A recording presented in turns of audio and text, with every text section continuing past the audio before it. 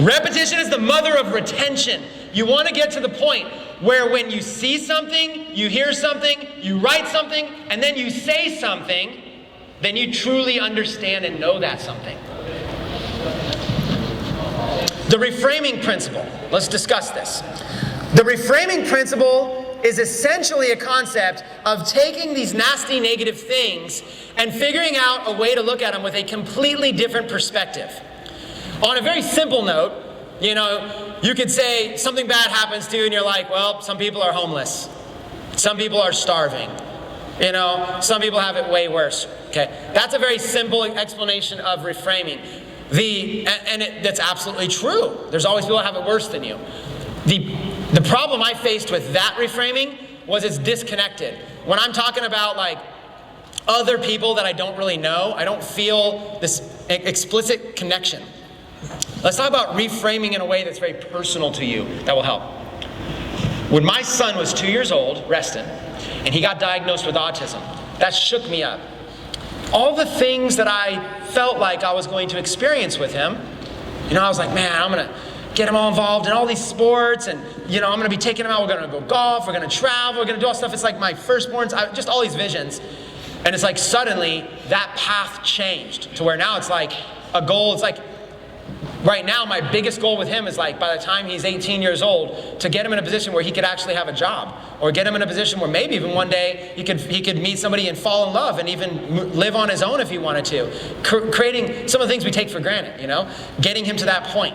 It's going to be a lot of work, but that's the goal. Mr. Mixtape himself is now rocking the ones and twos. For kings, baby. Just want a trip to Dubai. Just want a trip to Dubai. Dhabi. They call me Young Abu Dhabi. The idea behind this is simply the fact that you are far more powerful than you give yourself credit for. I want to give you some nevers. Never do this, never do this. Ready? Never say you don't have the money for something. Just never say you don't have the money for something. Don't say I can't afford it. Don't say in a group, we can't afford this. Don't say I would love to, but I can't. Don't say I tried and it didn't work. Don't say things, because what will happen is your mind is so powerful that you'll actually believe yourself.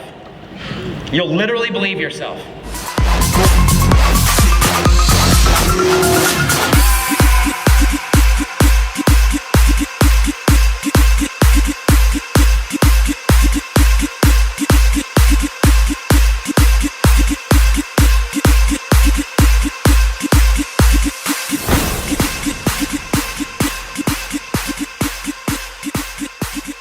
Success leaves clues, and so does failures. Most people are only modeling success. And what I want to share with you is that you'll be far better off, in my opinion, if you learn how to model failures. Okay? Wisdom comes from two places. Mentors, people that have done something and can then share with you about what they've done. For example, if you want to learn Facebook advertising, find somebody who's successful and they can mentor you. Mentors. And the second place wisdom comes from is mistakes.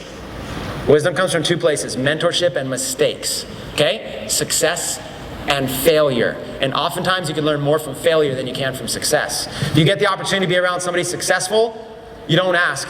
I wouldn't ask. I would suggest you get this proper line of thinking. Don't ask, what did you do to make your millions or whatever it is? No, you ask them, say, along your way, have you had any failures? I'd love to learn about your failures. What went wrong? Why did it go wrong? What would you have done differently?